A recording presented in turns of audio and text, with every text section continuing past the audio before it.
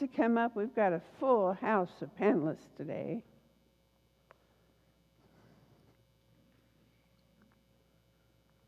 Why are you so shy? There we go. Okay, so I'm going to have, let's see, Ash, if you'll be here, I'm going to we'll just sit anywhere. We'll make it work. Okay, wait, we've got other shy people. Yeah.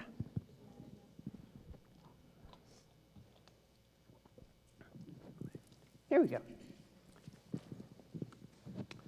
Okay, so our important topic of aging in place. One thing I skipped when I did the partners, and if other partners have resources at your table for our topic today, let me know. Our Seniors Living Smarter Services table, we have, I probably should mention these at the end, but so I won't forget.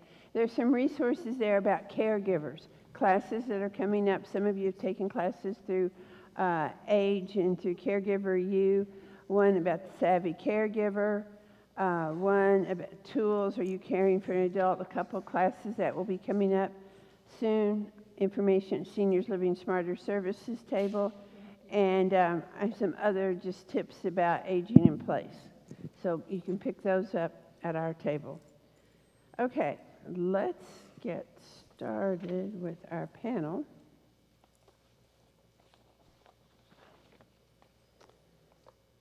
What an esteemed panel we have. Okay, I'm going to ask them to introduce yourself. Now, I know you could go on and on about your services and your expertise, but we're going to do kind of the 30-second elevator speech. Introduce yourself, who you represent, and why you're on a panel about aging in place. And I bet this is in your way, isn't it?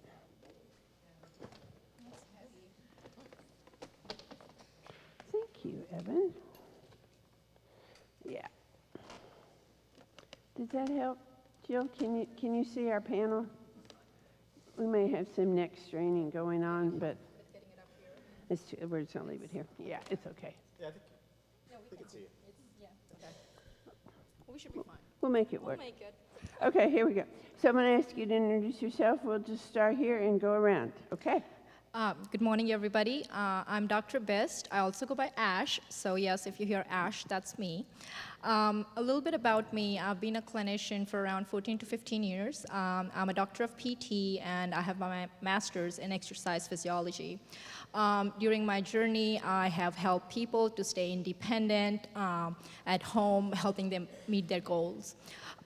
During my journey, I discovered that education was a very important part of that. And so with that concept, I started Comfort Care Home Care. With Comfort Care Home Care, we are able to provide a holistic approach to keep seniors safe and happy and age where they are. Thank you. Thanks, and you'll learn more about that. Okay. Good morning, everyone. My name is Suri. I'm the nurse with Silverado Hospice. I have been a nurse for 5 years. I'm a physician from another country. I'm also nurse practitioner here, coming soon. So in our role, it's just to keep our patients safe at home. And we offer different services that we can discuss later. And it's just that, basically. Great. And I also want to go ahead and mention, because often we have the misunderstanding about, well, hospice, you go somewhere to a hospice place. Could be, but hospice can happen in your home, which is why we have you on our aging in place. That's planning all the way through. Okay. Definitely. Evan.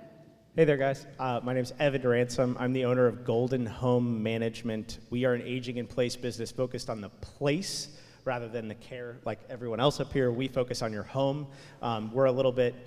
We will adapt your home to meet your needs, but we also, I like to say, we're solving the problem of your children or your grandchildren yelling at you for getting on a ladder.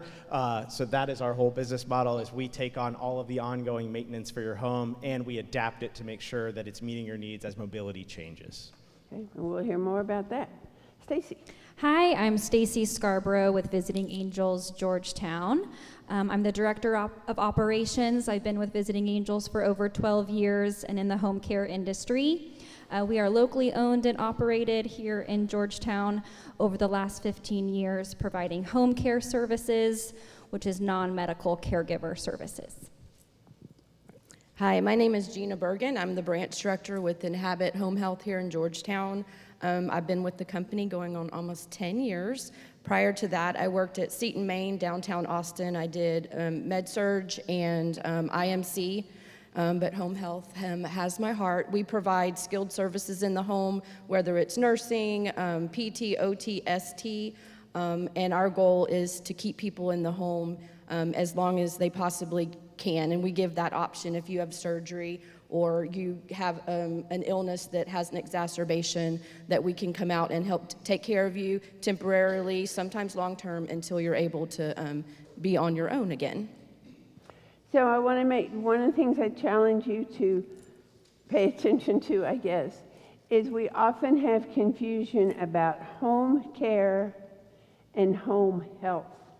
And that's one of the things you're going to hear about today, both very important but different, but work together. Absolutely. And so that's what I just want to state that, because yes, we have overlap amongst our panelists here, but we also have distinction. So I think that will come up in our discussion. I want to start with just a very general question about this topic of aging in place. I'm going to let, now, again, I know you all can give us a lecture about this, but you're going to get to give 1 point right now. When you think about your experience in working with seniors, what would you say has been the greatest challenge that people who are saying, I want to stay in my home as long as I can? Okay, this is kind of rapid fire because I'm curious to see, what's the greatest challenge you see? Falls. Falls. Oh, yeah, we can identify with that. I just had one of our attendees to say, yes, I'm here because I helped my neighbors. I just helped a woman who fell last night. Okay, so she's lucky to have a caring neighbor close by. Okay. Usually it's caregiving services. They don't have anyone to take care of them. That's another problem that I'm finding the most. Those services, and that's the reason you have to be planning ahead. And good point. Evan. The willingness to be preventative. Oh, are you telling us we need to plan ahead? My goodness. We can't wait until the crisis occurs and go, oh, I need somebody. You already have to have a contact to do that.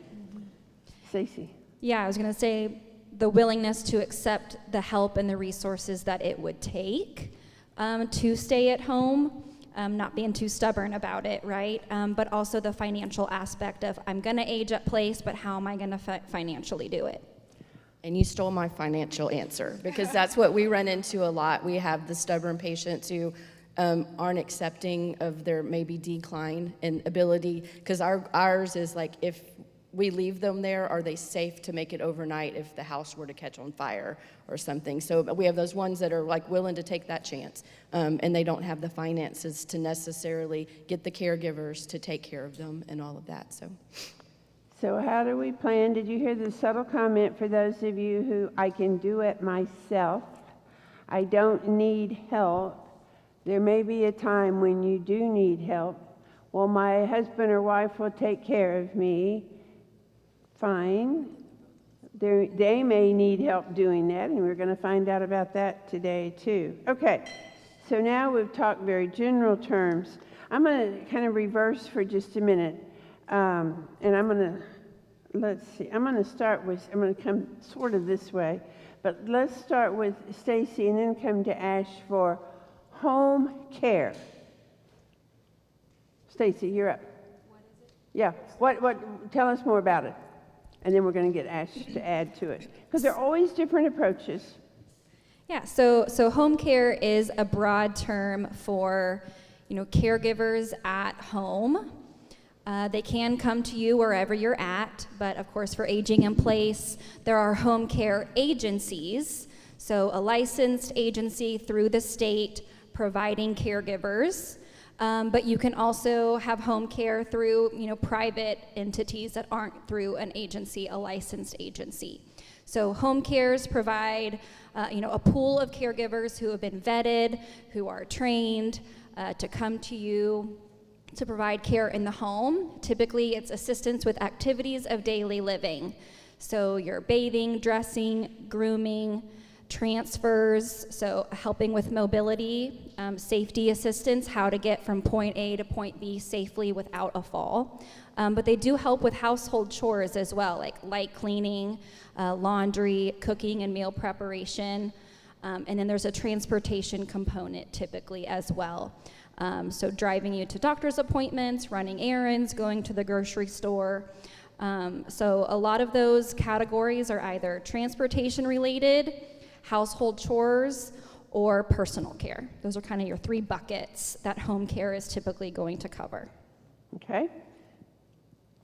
So yes, pretty much all of that. And then home care also can be few hours a day to round-the-clock care. Also, I believe it's very Hold the mic important. up. Yeah. Also, it is very important to understand what an home care agency is providing other than, ADLs, assistance with ADLs, companionship, transportation. What are the other things that align with your needs, right? So one of the questions, and this is also like, you might be wondering, there are so many home care agencies out there. How do I select that this is the one for me? Or how do I know if this is going to work for my needs? So it's mostly about asking the right questions, right? So what I would do if my dad was needing home care is I would call them, of course, and say, hey, so my dad has Parkinson's, right? What is that you can add? I know you do. ADLs, I know you can send me a person, but what other values can you add to that service, right? So for instance, if somebody comes to me, I'd say, okay, so we are going to do a full-on assessment. We are going to find out if your dad has, if your dad has typical Parkinson's, that is common symptoms like tremors. So I'm thinking with my clinician head, okay, so if this client has tremors, that means it has difficulty with ADLs, right? So that would be in his care plan for the task for the caregivers. Then they have developed a shuffling gait, right? So that means that they are going to, in the near future, they might be at a high fall risk. So we need to make sure our caregivers know that they are going to have a fall, they're on a high fall risk. What are other things? So the other things could be when they're walking, they're freezing. When they're turning, they're at a high fall risk. So these are the things that we are going to incorporate in our care plan so that our caregivers can provide that quality of care and add value to the services that you are looking. So now you know that this home care agency understands what Parkinson's is, and so they are going to provide us better care. So again, these are a lot of questions, and I have put a list of questions that you might want to go through when you're looking for home care agency. So just start marking the things that really bring value and start vetting them, not wait for the end moment. Start being proactive, not reactive, as Virginia says. And you deserve good quality care. You just need to start vetting as soon as you know that you might be needing help in the future. Thank you. And she does have the materials in here, and let's see, and then, when they were both talking about falls, and we're going to learn more about environment, but Stacy had a page in here about assessing the environment too. But the importance of being proactive, we've got a lot of these agencies, and they're all unique. Visit with them. They want to be a good match for you. Just because your neighbor said such and such and such and such about home care in general or a particular agency, you do your own work and see how it is for you. And there are always the misinformation, you have to sign up for 8 hours a day or 4 hours a day. Talk to our panelists and find out. It's not that way. It's much more personalized. So there's a lot of flexibility. Companionship is important, and I just see so many neat. And then there's more than that. While they're companions, how are they looking out for the welfare of the person they are caring for? Okay, so we've talked about home care. This is not home health. Exactly. Now we're going to learn about home health. Gina. So the difference is everything that we do in the home is skilled. So we have skilled nursing. So if someone goes home and they have like wound care that they need to be able to do and they can't do it themselves because of dexterity or because of vision or where it's located, you can't reach it, our nurses will go in with the doctor's order. Everything that we do has to come with the doctor's order.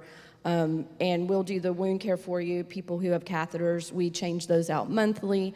PT, you have hip surgery, shoulder surgery. We have licensed physical therapists and physical therapy assistants, as well as OT assistants. All of this is skilled. They come in and they help you to learn to button your blouse and to walk to the mailbox again or do whatever you need to do. And speech, if you have cognitive issues, swallowing issues, we have speech therapists who come in the home and do that. The main thing is, in order to qualify for it, unless it's VA is the only exception, you do have to be homebound. Homebound doesn't mean that you don't leave your home. It just means that when you do, it's a very taxing effort, and you probably have to go home, take a nap, and it was really hard for you to get out. But you are homebound to where you can't be working, you can't be, going out to the gym every day and stuff like that. But we provide the skilled care. And we work with a lot of doctors on protocols for like hips, knees, shoulders, and that seems to have a really good outcome. So this is often when, if you've been in the hospital or in rehab, when you are discharged, depending on your situation, there's a good chance you may need home health, and then you will also have home care. And we coordinate with a lot. We don't recommend like one home care agency because we've communicated with and like coordinated with quite a few of them because like you were saying, sometimes people do have minimums and each of them offer different things. So we provide a list of a whole bunch of them. So if someone needs that extra care, we just give them a list and say, here, call around. We always suggest that you call around, ask the questions. They'll work with you on what you can afford financially and then also just what your specific needs are. So just to add 2 cents, we also work very closely with hospice and home care and home health. And how we do it is, so home health usually sees you 2 or 3 times a week, depending on the care, the type of care they're needing. If it's wound, it's probably more, right? But once you graduate or once a patient graduates from home health, we also do like balance test as a baseline for home care. And whenever there's a decline in that score, we often do that retest again and again, and that's our fall prevention program for Comfort Care. And as soon as there's a decline, we reach out to your preferred provider, and before actually the fall happens, we reach out to them and say, hey, you saw our client a few months back, now we are noticing they are shuffling. They have already had a fall. Can you come and see if they could benefit from home health? So we also do a lot of coordination between us. And same goes with hospice as well. I mean, hospice can be there a couple of times a week, but home care, being a PT background, we are also able to like train caregivers on transfer techniques. So making sure that there is some kind of education going on, even when we are not there, because the client is probably going to be spending most of the time with their family caregivers. So they need to be equipped with these transfer techniques, like what they can do so that they don't, sprain their back, right? So we do coordinate with each other and make sure that continuity of care is maintained. And speaking of coordination and continuum of care, and she referenced hospice, let's learn more about hospice, because some people go, wait a minute, aging in place, why is hospice here? Well, that's the very reason, part of life is going through and care to the very end. So help us understand about the role of hospice in aging in place. So hospice is more like when you have 6 or more or less months of expectancy. That doesn't mean that you have to pass in that time. We do have patients that kind of graduate from hospice because of extended care. We do have, it's kind of different with hospice. We don't require the patients to be homebound. They don't have to be homebound. We have our own doctors. So we have 24/7 care team. It's always a nurse available at any time. We have chaplains, we have social workers, and we have hospice aides, which is the one that it's gonna help your loved ones to get, all the hygiene related. So, I'm sorry.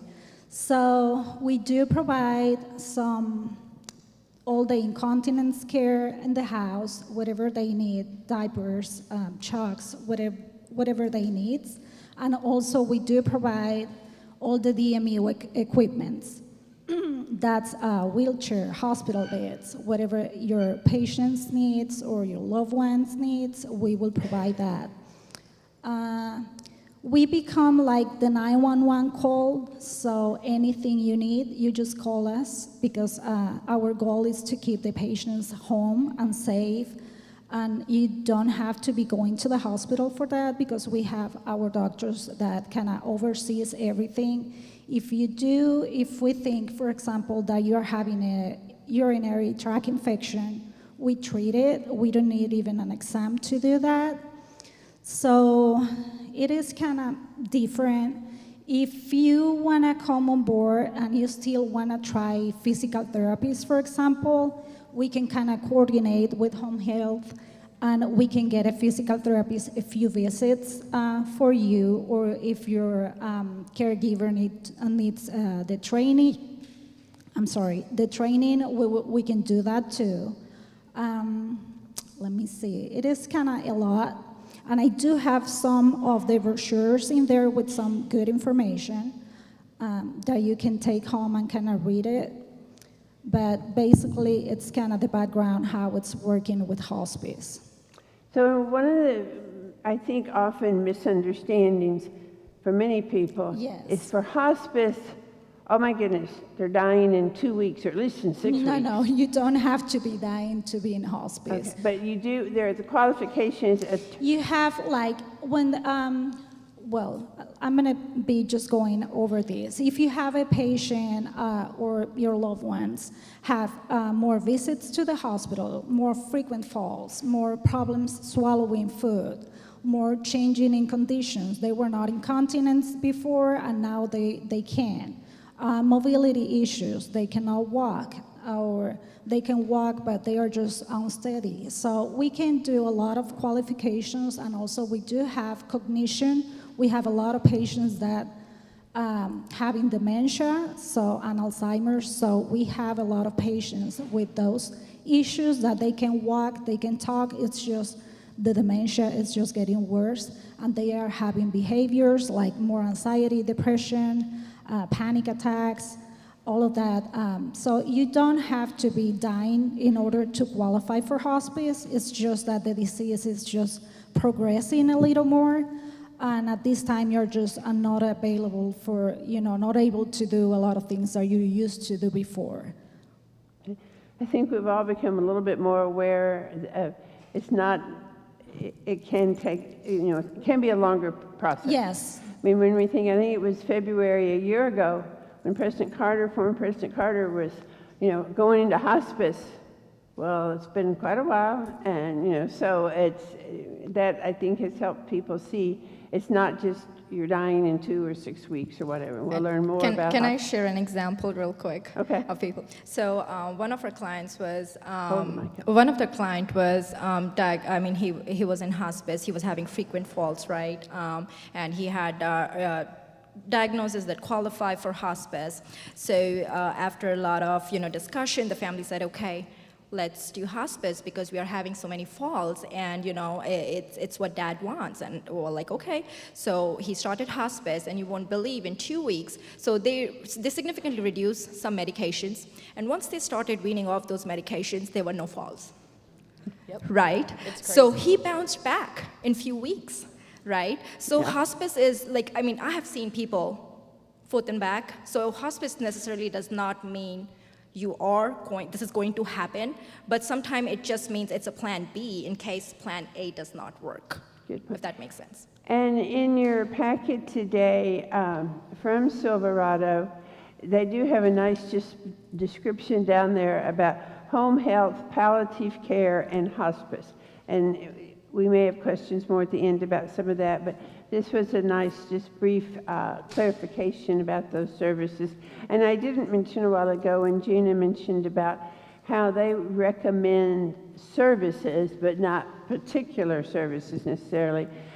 We have in our binders a list of resources, but it's hard to keep up. It always changes. And so Gina has provided another one. And so here's a great resource list from everything from, if you needed oxygen and medical equipment, personal attendant services. Anyway, that's another resource in there. We heard some mentions about the environment, your falls being a major concern. Are there things that could maybe help us avoid some of these issues? Evan? Thank you. So yeah, my business is a little bit different. It's, I'd say, a complement to what everybody else does. But I think what we do with an aging in place business focused on the place, my goal is to get engaged with seniors a lot earlier, right? So we want to be, I want my customers to be customers with me for 20 years and be with you guys way before you're working with someone in home health or home, even, home care or hospice, right? So we want that to be the very end of the relationship with us. Unfortunately, we get a lot of referrals from home health because that wasn't the case, or from home care, right? Because they've done a fall assessment and now someone is, they weren't preventative and now we've got to come in and do something about it and install a bunch of things in a home, after the fact. So what we do is take on all of the ongoing maintenance of a home. So I think there's two things to think about, right? There's okay, I can install a bunch of things in my house, right? I can install grab bars, we know about those. I can do things to make my house easier for me to get around, right? Like move the furniture, put grip tape on the floor, change the lighting. Those are all things that we know about. But there's also the things that I can stop doing, right? I can stop getting on a ladder and changing my furnace filter. I can stop crawling underneath my sink and, getting things, right? There's a lot of the not doing that I think is actually harder to do than the installing of things. And that's where, what we see is that the falls and a lot of the things that happen aren't usually because of, it's 50-50, but it's a lot of times it's the unwillingness to give something up rather than I had something installed, right? It's my brain is telling me I can do something that my body is telling me I can no longer do. And so that is where this business is built, right? Like we want you to take your risks in an awkward stance on the golf course rather than take your risks getting on a ladder anymore, right? Like be selective about, from a risk perspective, when you're out and about, like have fun, go live your best retired life, but be smart about when you're taking a risk, and just know that like the stuff around your house, that's what we do. So that's this business, and kind of where we fall in, and we're along this journey with everybody, right? So when it's time to get engaged with somebody to do your care, we then come alongside that and work with these folks to say, okay, what's going on from a care perspective, what needs to get adjusted, and you can't age in your own home if your home isn't also being well maintained, right? So you can get the best care in the world, but if your home is in disrepair, at some point you have to move out, right? So that's the other side of this that we really, kind of realized that there was a lot of businesses that were helping to take care of people, but no one was really looking all-encompassing and saying, the home needed to be a part of this continuum of care for people, and that's what we do. So just to emphasize the 2 points, there's the ongoing preventative to keep your home in good condition, and then should modifications or, to whatever degree be made, we'll talk a little bit more about that. But a great resource, a couple years ago, last year we had someone here about home technology and how you can make some adjustments. A couple years ago when we had Tier 1, I think we talked a lot about the home how we can, are our doors wide enough for walkers and wheelchairs to go through? And those, I don't remember the name of the neat hinges that can give you a Oh, yeah. little Yep. bit more space. Double hinges, There's yep. so many things that can help. And often we're not aware of that until we bring someone home from rehab and realize, ooh, that was harder to get through that door than we expected, you know. So, and twisting walkers around is not really safe. So see if you can make some of those adjustments and be prepared, make them prior.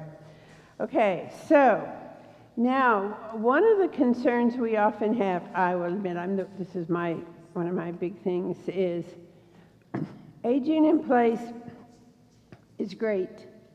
My concern is, how are you going to be socially engaged? That is just absolutely important. If our world just comes down to my living room and my bedroom and watching TV, that's not a great environment. How do we stay active? How do we stay, we don't want to be isolated. I meant to look that quote up, but those of you who were here in January when the senior pastor focuses on seniors here at First Methodist, that great quote about the impact of isolation and how that really leads to deterioration of our health. So Stacy, I want you to speak to that, and I know Ash wanted to speak, and if anybody else wants to add anything. How do we combat this isolation and just living in a little tiny world? Yeah, so first, from a home care perspective, a huge part of that service is the companionship. So yes, you're getting a trained, skilled caregiver, but they are a companion too that can help just with the chit chat and let's have a cup of coffee, let's play games, let's garden, let's still do the crafts and all the activities you want to do, especially if you're not feeling good and all of that is a lot of effort and you're not really into it, but that person is there to help encourage. A lot of these activities are more fun to do with a buddy and someone who comes in with a fresh smile on their face with a lot of energy and to bring joy to your everyday. So that companion can come from the caregiver, but also that caregiver can just help facilitate the different social activities you might want to do, whether it's coming up with a fresh idea or driving you to that club or to the library or to a girls group down the street or to the cafe. So from the home care, that caregiver can help facilitate those social moments that you still want to do, but maybe you can't drive there yourself or it's physically difficult to get in and out of the car, so they're there to help you safely still do all of the social things that you want to do. Okay. Let me start with an example while Stacy was doing. I remembered one of my clients. I'll be really quick, I promise. Okay. Yes, so a few months back, I completed an assessment on a client. She lived in an independent living. One thing she loved about that independent living was her morning breakfast, right? So every time we go in, she's ready with her lipstick, her nail painted, all nice dressed, and ready to meet her friends. That was one thing she enjoyed doing the whole entire day. Now, she also had initial diagnosis of dementia. So it was not very apparent, but daughter noticed something is going on. So as soon as we completed the assessment, she was very eager to go down. So we brought her down where her friends were waiting in the dining table, just for the good old breakfast. And she gestured me and her daughter, I got this, right? I was like, okay, we won't, be there with you and just disturb you guys. And so we were standing there talking about the assessment and stuff, and so she puts her walker, manages with the hand, manages. Her friends are aware about her cognitive decline, so they pull the chair, help her, assist her. And then she drops a spoon down, right? She mistakenly drops a spoon, and then the napkin. And she tries to figure out how to pick it up, but she could not, or maybe her friends did not notice, but she got very frustrated. She got up, and she said, I had to go. And we were noticing from back, right? And she comes back and she said, what happened, Mom? And she's like, I don't know how to pick up that spoon. It's so embarrassing. And she started crying right? So isolation, that is the first step. That's the first sign that a person does not want to go out and engage. We took her back to her room, and eventually we knew she is going to keep herself away, and that's what happened. Down the lane, in 2 months after that, she was not going to the dining room. She didn't want to meet anybody. She was embarrassed by not being able a part of the group, right? Not remembering names, and not able to her hair was oily. She was not dressed anymore. She was in a recliner with her 2 cats, and all she wanted to do was do TV, right? So that's how serious isolation is, and that's what it does to a person who has a cognitive decline. What we did was we did a thorough social history assessment. What is her background? We asked the daughter, what does she like to do? And we found out she was a teacher. She was an English teacher, right? And she loved cats. So that's where we joined the connection with her. We asked her, our caregiver started talking about being a teacher and this and that. One thing led to the other, and now she is still not going down to the dining room, right? But she started taking walks outside her room, it's a small success, I understand, but it's a big success for her, right? So those are the movement, those are the changes that a caregiver can do and make impact on. And with dementia, Alzheimer's, if you don't use it, it's just going to disappear. It starts with short-term loss, memory loss, and then slowly it starts creeping onto the long-term memory. So when you see somebody's isolated, somebody's not participating, mom is not eating the breakfast, ask her, do you need to go out more? Do you need more friends? And whether it could be a home care agency, whether it could be a neighbor, please facilitate that kind of environment. Thank you. It's again staying in control or trying to help people. Yes. What would you like to do? What is important to you? Yes. I was visiting with someone who had a caregiver in her home, and she's quite active, but she has, for whatever reason, has a caregiver. And she's actually sorting through, a lot of you can identify boxes of pictures. And it was interesting hearing the stories because it was fun for her to share with her caregiver the stories behind some of those pictures. So it's amazing the variety of activities. If the world shuts in, that does lead to that decline. I want to switch to, and I know a lot of you are caregivers and people you are caring for, they're in different degrees of all of this. But, so often, or we hear statistics or whatever, that often it is the caregiver who ends up in a situation, whether or not they mess their back up trying to help or just worn themselves completely out. And I know for some of you, but I can't have anyone do it. I have to be here for my spouse or, whatever.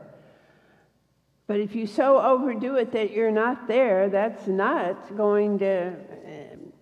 we need help. How do you protect yourselves? Are there things who would like to address that? I can. Okay, we'll go here and then there, and then you all can fill in too. Okay. Okay. So yes, caregiver burnout is real. Imagine this, right? If we had to take care of a person, like if I had a client with a 24/7 hour services, that means we are taking care of them around the clock, right?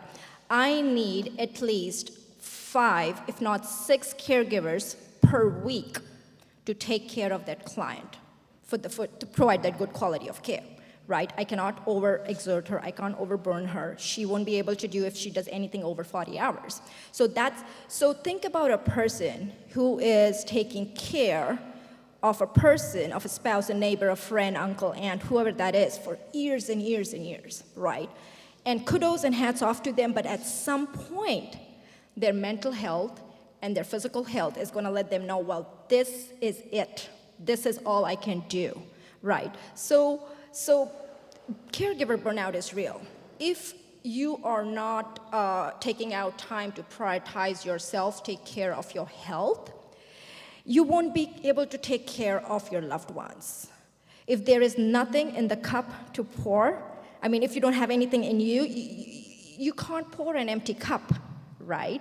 So you need to revitalize, you need to take care of yourself, you need to have a self-care routine, even if it is one time a week for a few hours, or it could be one time a month, one day a month, whatever that is, whatever works. So take care of yourself, learn to say no. Be assertive. Some people might think it's mean. Well, prioritize your health. If a neighbor is asking for help, if you think your body is saying something, listen to it. Say, no, I need to have these appointments respectfully. Maybe I can help you in a few days.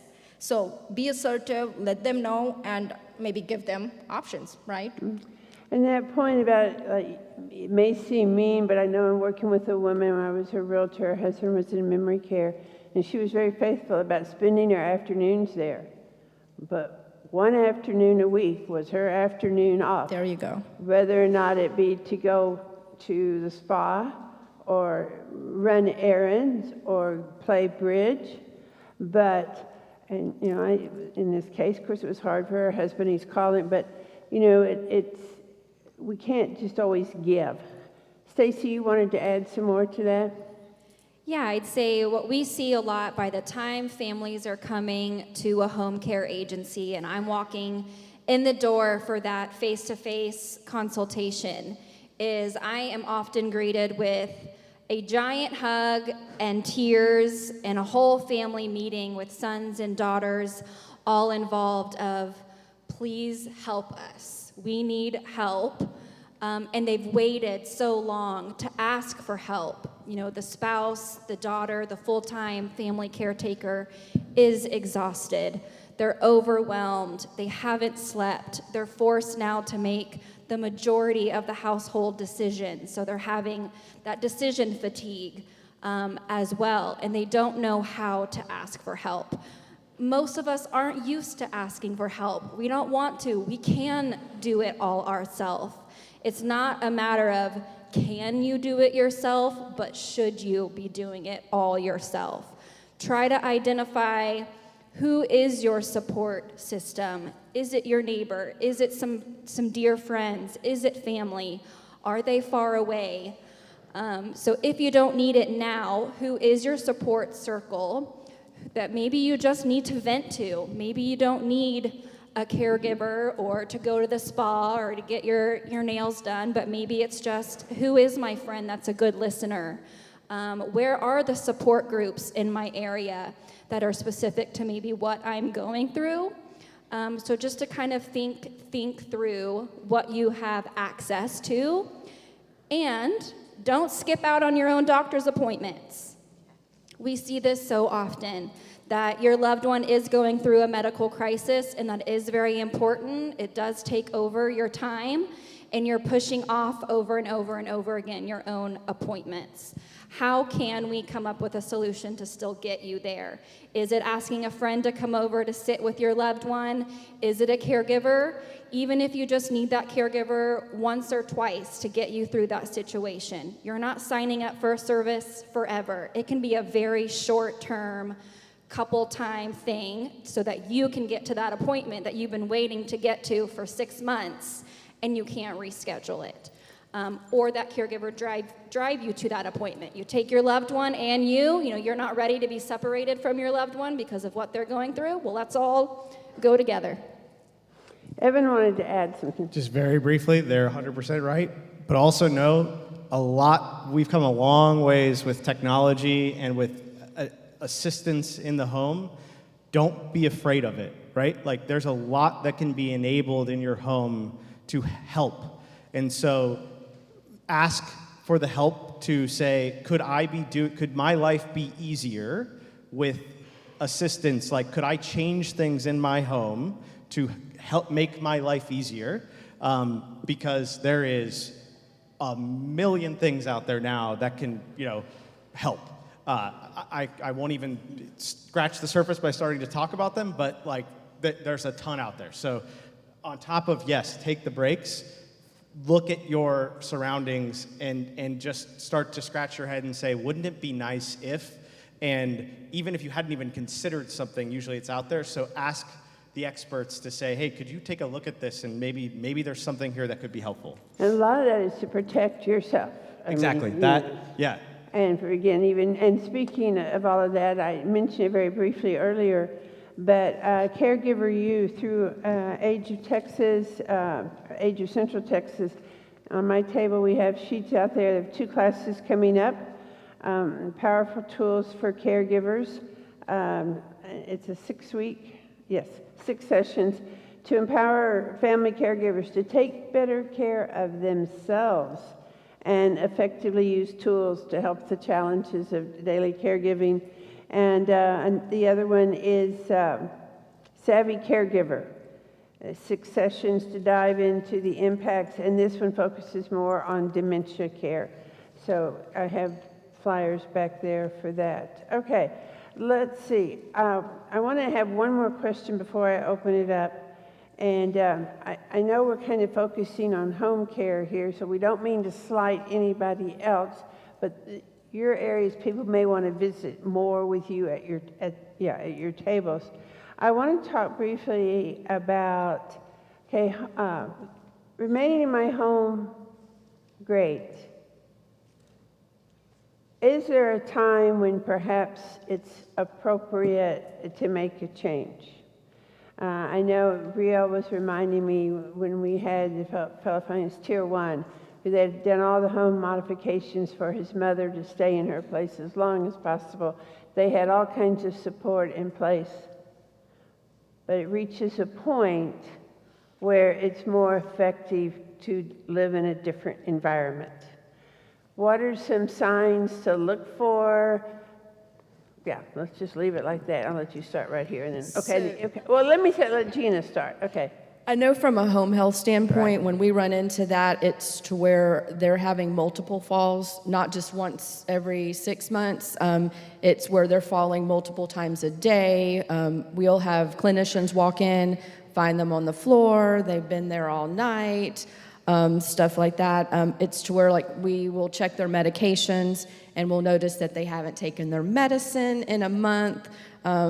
For us, if they have a support system, it makes it a lot easier, but we do have some people that don't have that, and part of what we do is communicate really closely with family caregivers, but when we don't have anyone to help with those things, we will reach out to you guys, but then sometimes financially, that's not feasible. And people think that APS is a bad word. It's not, because we will sometimes reach out if we've found them multiple times. So APS, explain. It's Adult Protective Services, so it's not like they're going to come rip you out of your home. They have resources that they can get to you really fast that would take us a long time. But it's just when we keep finding our patients in an unsafe situation, people that maybe have wounds on their bottom, and we go and they haven't moved, they don't have anyone turning them, that's when we're like, this is just not the best for you. And then that's what we bring it, we call in everything. We start with family members to see what our resources are, then we'll reach out to the home care, and then we have a social worker. If it comes down to finances, we'll have a social worker meet with them, help them maybe get qualified for Medicaid so they can go into a nursing home, but also ALFs and stuff like that. We will put all the resources together to do what's best for the patient, because our goal is for them, if they can't be safe at home, we need to get them somewhere where they are safe. The point about being safe at home, the falls, the wounds not being attended to, not taking medication. Folks, Finding them incontinent, that's another thing, to where they're they haven't gotten out of that recliner since the last time that we were here, and unfortunately that does happen. Yeah, okay. All right, anything else that we need to add? Or we Exactly. So, but before we reach that stage, before we bring it out, we try everything possible with the medical experts like them, right? If it is home health, we try to understand, okay, if they have wound, right? I know you're doing wound care, but is there anything else we can do, our caregivers can do, or we can incorporate in our care plan to help that wound? Maybe it might be turning every 2 hours. Maybe it might be encouraging them doing exercises to improve blood circulation, right? So we try everything possible. When nothing works, that's when we have this plan B, and we discuss with you guys and see what you guys are, where you are with that on page. The other thing that even if we are able to provide 24/7 our services, we are not nurses. Our caregivers are not nurses, right? Sometimes they do need that 24 continuous visits in and out from the nurses, right? Whether it would be messing up with their medication, mixing up medications, or maybe not eating like they're supposed to be, which is again impacting their wound circulation, right? So if they're not safe, if they have a lot of medical complications, which is requiring a constant supervision of nurse, that is when we say, hey, I know you want to do 24/7 hour services, but ethically, I think in your best interest, this is what you should consider. And even after that, because we have had clients after that, well, I can have a private duty nurse. That's fine. All we need is somebody who can help you make sure your medical needs are met, and then on the side, we can work with the nurses and train our caregivers and whatever is needed to keep them home safe. But priority is your safety, your quality of care. Okay. Evan's got a burning statement Last here. second, bit of Go right ahead. vulnerability. My grandmother is in this exact situation. She keeps telling us, I can do it, but then she doesn't. And so now we're in a position where, okay, Grandma, like I run a stay-at-home business and an aging-in-place business, and it's time to go to a facility, right? Like, because you say you can, but you don't.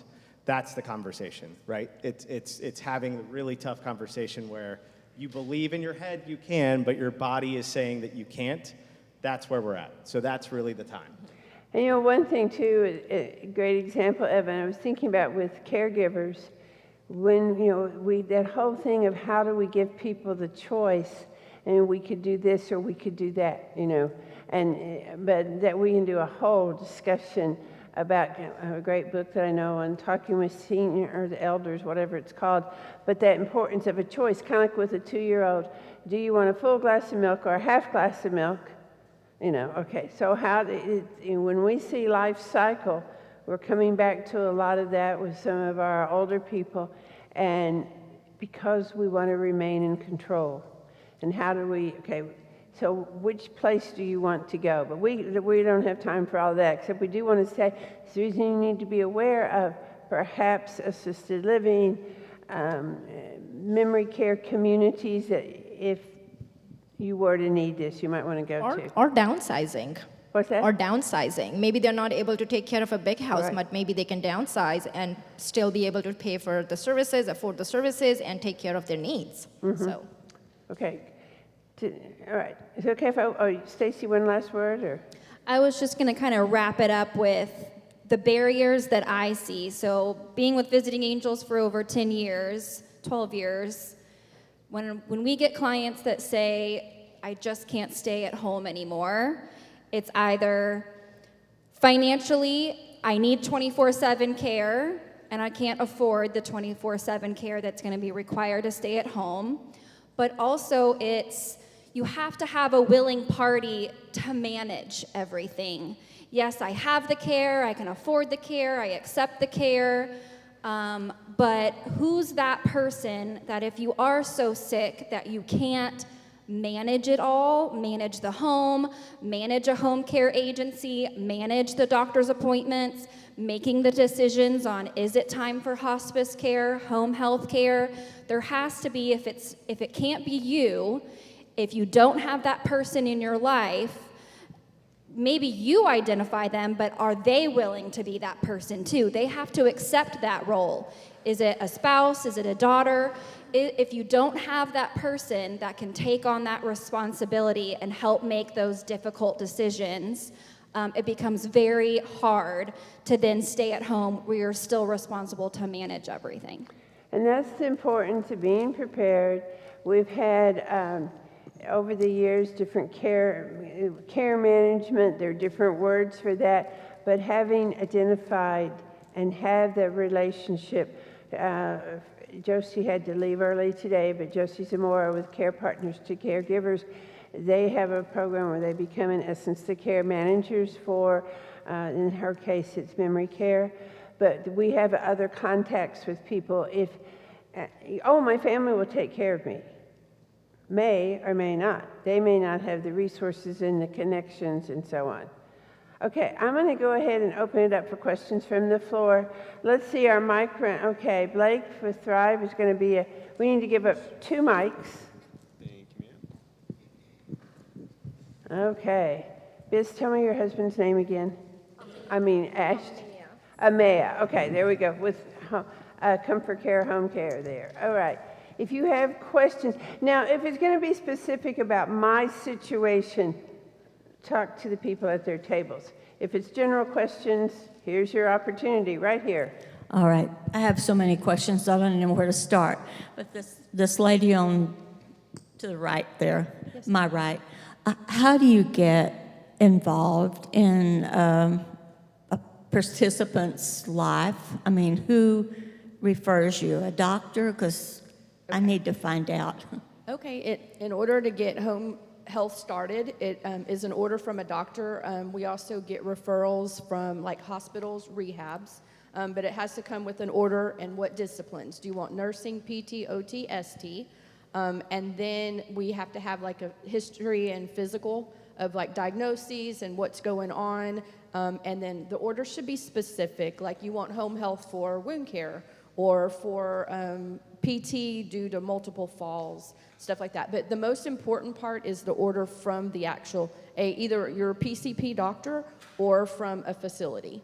Okay, I'm not talking about health. I'm hoping about care, home care, not health care. Okay. Oh, with that, So you don't do that at all? for skill, if it's skilled, then we need an order. But if not, Are you talking about general home care coming into your home? Correct. Don't need any wound care, don't need any Right. blood pressure checks or anything. So for home care, some agencies, you just have to be an adult. So 18 years of age or older. There are pediatric groups, but you don't have to qualify. If you can pay or you have long-term care insurance or a VA benefit, and if you want a caregiver, you can have a caregiver. So there's no doctor's orders. If you can either pay out of pocket or if you can pay with the other entities, that's all you got to do. Thank you. That's the rub. You're welcome. The Super person easy. The person doesn't want the caregiver and needs it, so. Yes. And we've got 2 great home care groups right here. So yeah, and it could start with like just a simple phone call, requesting a consultation, and then they can answer or we can answer all your questions, what we're needing, and then we can have a care plan for you or your loved ones. Yes. So in our binder and the sheets we had, again, they changed some of these we had listed. If you have the older binder, Wesleyan no longer does home health. But we had a category in there in the sheet today from Gina has home, because home, if you look, ask us for recommendations, but you've got 2 great home care groups right here, and that's your own to go then pursue. We can help you with other questions. Ash had some really great general questions, but visit with them and find out more. Okay, right back here. This is a general question for the group. What is the percentage of people that go through the process of trying to live at home and eventually end up having to go to a help facility? What would you say the percentage is from each of your perspectives? Is it 90% of the people ultimately end up in a facility? Or is it 1%? What's that number? That's going to be a tough question. But here's what I can say. On an average, with home care agency, we see a pattern where clients stay with us for 1.5, 2 years. And then eventually, depending on what medical diagnosis, because everybody has a different journey, different medical diagnosis. So depending on which or where are they at that journey, it just depends from there. Some people still age and they are on hospice, they pass away peacefully at home. Some people need more care. It just depends on the journey and what medical diagnosis they have. So there's not a rough number you'd come up with. Okay. And Yes. it's also, it's not only the medical needs, but it's sometimes when people realize, if I moved to a community, I would be more engaged socially. I know there was a woman I visited with several years ago. She'd been quite involved with bridge groups and going to a fitness center and so on. But as that became harder and her world became her living room and the recliner, And then eventually she did move to a independent living community. And I remember, I was not involved with the move, but I remember then seeing her in the community and I'm just going, wow. She's going down the hall, she's using her walker, but she's engaged now. Now she's going to Bridge, now she's going to the fitness center. She's, going to happy hour or whatever because it's right there. So, I mean, there are alternatives. I mean, that's the reason there are lots of different ways to do it. So it's not always a medical situation, but it can be, this is the environment that meets I want to be involved. Now, for those people, and I'm sure not you, but for your neighbors who say, I'm not going to go live with those old people, I challenge you. And that's the reason we have so many misunderstandings about independent living, assisted living. And they're all on their walkers. Yeah, but if you had a conversation with him, a lot sharper than you may be. I mean, you can't, you've got to visit. So I'm just saying, but aging in place is great. Our commitment to this is for you to have the information. So this is one part. And then later on, we'll focus on, okay, what are some of these communities if you were to make the decision you wanted to go somewhere? Okay, other questions? Mike Reynolds, right here's a question. I'm going to go here, and then we'll go back there. Is it not? Where do you go? Okay. My question is, are any of these services covered by Medicare or supplemental insurance, or is it all just like long-term care and Medicaid? Medicare, supplemental insurance, Stacey, So home health, Medicare, and hospice, Medicare, or health insurance, right? Because they're medical. So home health is medical, doctor's order, hospice, doctor's order, goes through insurance. Home care is not covered by Medicare. A lot of people think it is and are very disappointed to find out it is not. It can be covered by Medicaid, so your lower income insurance. However, you have to find an agency that has that contract. Visiting Angels is not one. Home care can be covered by long-term care insurance or the VA for qualifying veterans. And then for your services? We are the only organization like us in the country. We're growing. So no, not yet. Our goal is to be covered one day by long-term care insurance because it would obviously make a lot of sense for us to be engaged to keep people in their homes. But we are new and yeah, so that's the goal, but not yet. And if somebody has long-term insurance, make sure that we know if they have an elimination period or not. So, what period? Elimination period. So what that means is during that period. So it can be of two types. First would be, they would say, okay, so you have to pay out of pocket for first, say, 10 visits, 20, 90 visits. Or they would say, so you have to be utilizing services for 2 months out of pocket. So it could be like one visit every month, and then they would qualify you. So learn about the elimination period if you don't have it. If you have an elimination period, then be prepared. Don't wait for the last minute before it kicks in. And if you do not have that elimination period, then you can start right away. So just a piece of So information. long-term care insurance is always a mystery to people. I think that's a safe statement to make. And it varies, so you have to do your own research about that area. It's kind of hard to address generally, but the main thing is home health. You're going to pay for that. I mean, home care, home care, you're going to pay for that. Home health, there can be assistance available. So, okay. So home health, home care. Home health is medical. Home care is non-medical. Home care is utilizing your long-term care, your VA benefits, and most of it is private pay. That is home care, right? Home health, it's going to be Medicare. Your doctor visit, your medication, whatever, everything is home care. Now, in long-term care, find out if they have elimination period or not. And that goes only towards non-medical home care. That's us, or Stacy. Okay, so you can visit more with more information. Let me go back here. I don't see that. I was going to ask the same question about the cost, and you pretty much answered it, but I would still like to know for the private pay costs, what is the cost? Is it per hour, or how does that work? So Yes. let's look at home care. Is it charged like, okay, yeah, by hour or contract? What is it? Home care is typically by the hour. So that's where your research comes in. You do want to, probably talk to multiple agencies. They're all going to do it a little bit differently, but most of the structures are by the hour. So you're paying by time, by the hour. Most don't have contracts. Some do. Some do have minimums that they require. You schedule a certain amount of hours every week, certain cancellation policies. So you do want to ask about that. But essentially, it's by the hour. Even if you're not going through a home care agency and it's a private caregiver, you're paying them by the hour. And generally, you were asking about the range, right?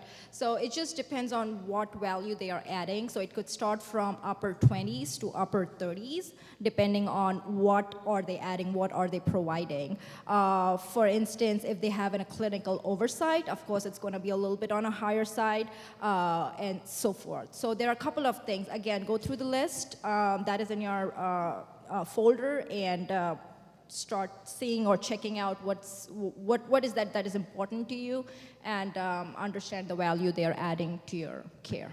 So knowing the value, what are your expectations, who matches that?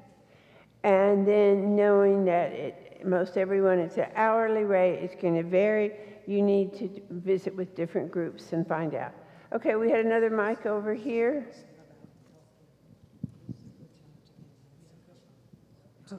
Any questions here? Okay.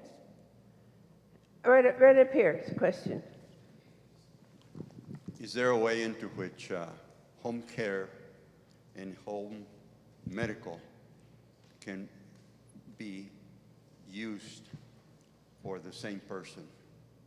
Okay, and that's a fair question. The home health, home care, and then not often, but if the situation is that way, you would have home health too, and they coordinate. Stacy, I'm gonna let you and then come over here. Oh, and Gina. Yes, I'd say 90% of clients we see in their home have a home health agency seeing them and a home care, because they are two sides of the care.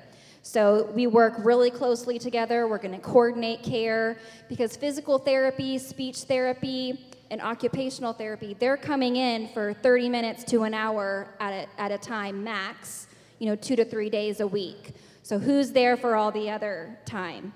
That's when you need a caregiver, because you can schedule a caregiver to help with your activities of daily living. Let's keep doing our physical therapy exercises, walking exercises, and you get to schedule that when you want to. So you say, this is the schedule I want, the time of day, the frequency of visits. That's home care.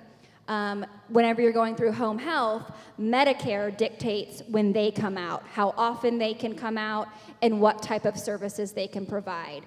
So it is extremely common to have both. They're really a partnership. They go extremely well together. Same thing for hospice. Most people are going to have both.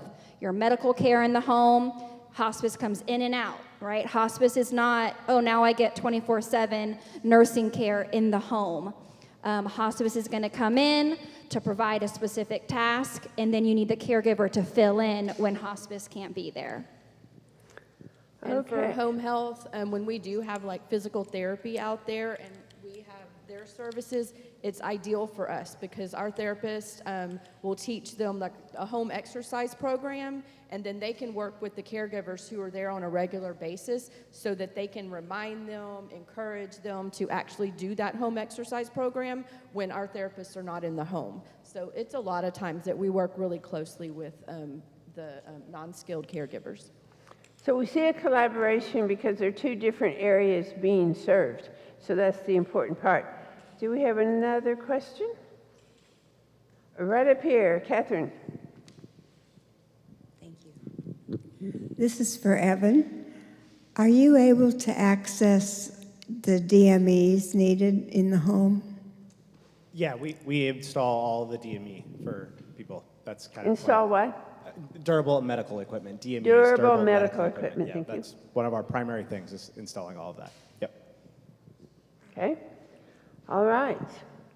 Well, I know there are a lot of other questions. I'm going to invite you, we're not finished yet, but when we are, to visit with our panelists. I want to thank all of you very much, and I hope you've gained information to make you more aware. Because you know, when we gain information, what happens?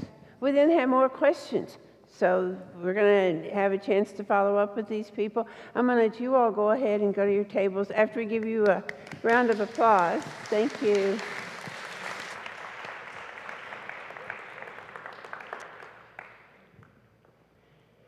So, thank you for being here. I do want to call to your attention in June, we deviate from our second, I think I'm right. Okay, June, we go to the third Thursday. Now, if you want to come on the second Thursday, they could probably use your help in Vacation Bible School. It might be, I think that's what's going on. If you want to show purpose and be active, I bet they'd be glad for you to come. If you want a little bit perhaps calmer Thursday, I would wait until the third Thursday. And this would be a fun topic, they all are. But purpose, you know, some people, oh, they're getting old. My goodness, when you look at all that some of our older people do when 90-year-olds, 90 plus, are mowing church lawns, you know, come on.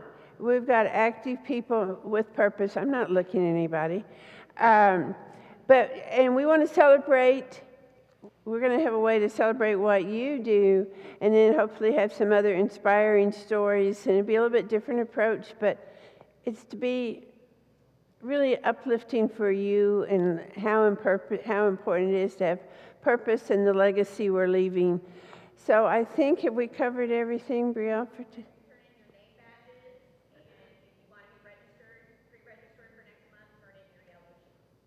Okay, and yeah, that's a great way to take care of your registration. So again, thanks to Brielle for keeping us organized. Thank you for being here, and look forward to seeing you in June. Have a good day.